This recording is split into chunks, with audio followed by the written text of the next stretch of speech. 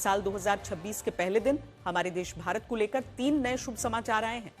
इसमें पहला शुभ समाचार बुलेट ट्रेन को लेकर है और आज रेल मंत्री अश्विनी वैष्णव ने नए साल के मौके पर बताया है कि 15 अगस्त 2027 तक भारत को उसकी पहली बुलेट ट्रेन मिल जाएगी। बुलेट का 2027 में आप सब अभी से टिकट खरीद लो। अच्छा चलो, आपको पहली जर्नी फ्री कराएंगे।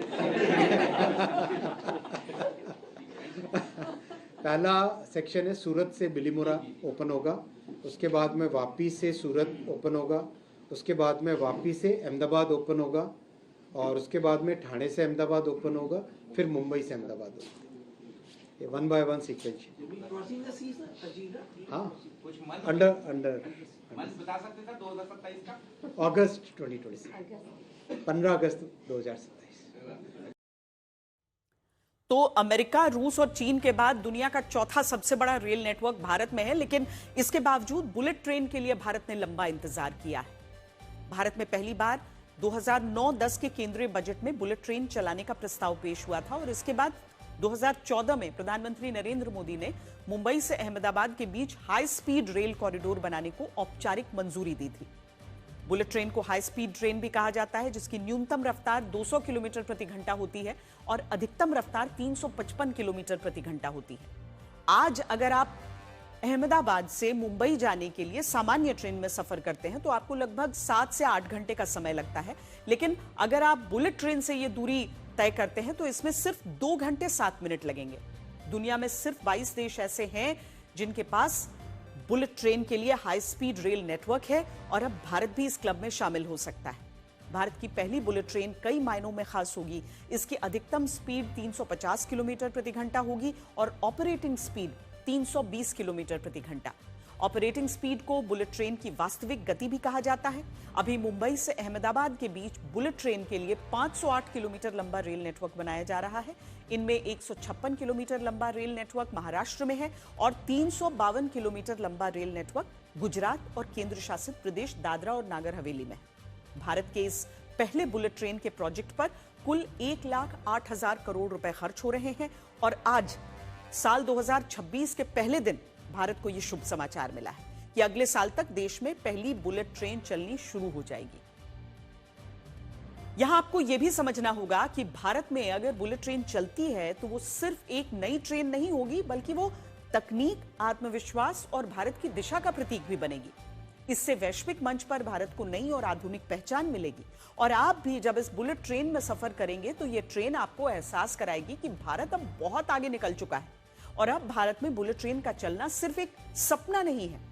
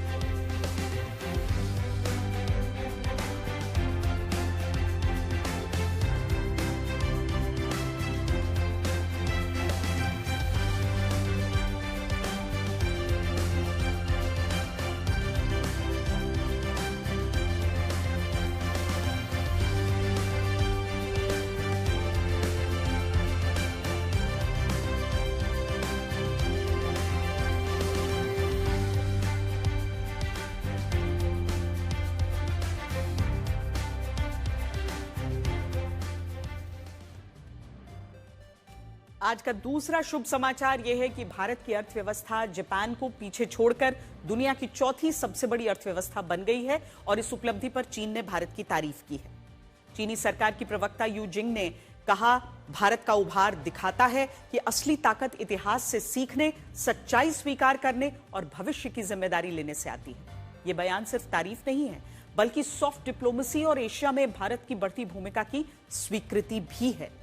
इससे यह भी पता चलता है कि भारत अब केवल तेजी से बढ़ती अर्थव्यवस्था नहीं, बल्कि वैश्विक आर्थिक शक्ति बनने की ओर बढ़ रहा है और यह बात अब चीन जैसे प्रतिस्पर्धी देश भी मानने लगे। आज अमेरिका की अर्थव्यवस्था 2,753 लाख करोड़ रुपए की है। चीन की अर्थव्यवस्था 1,745 लाख करोड़ रुपए की है।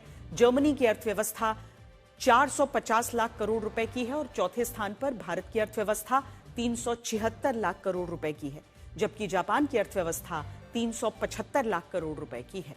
हालांकि कुछ लोग ऐसे भी हैं जो भारत की इस उपलब्धि का यह कहते हुए मजाक उड़ा रहे हैं कि भारत प्रति व्यक्ति आय के मामले में जापान से बहुत पीछे है और इस कारण अर्थव्यवस्था के आकार में भारत के लिए जापान को पीछे छोड़ना कोई बहुत बड़ी बात नहीं है।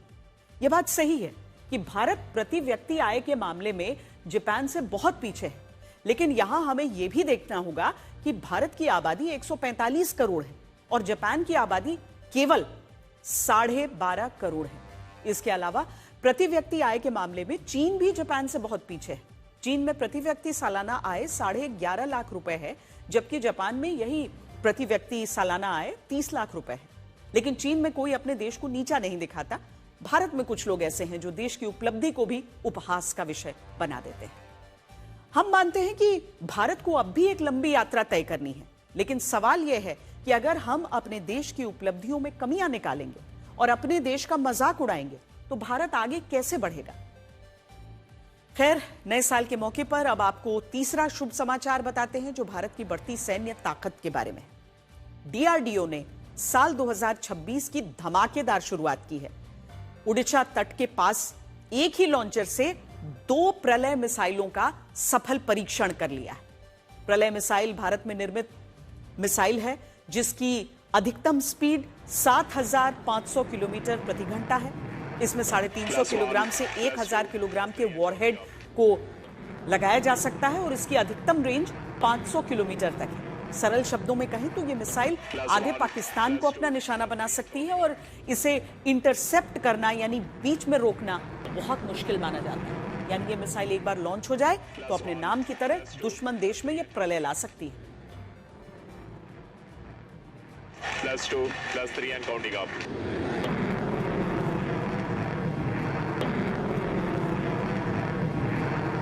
+1, +2, +3 and counting up.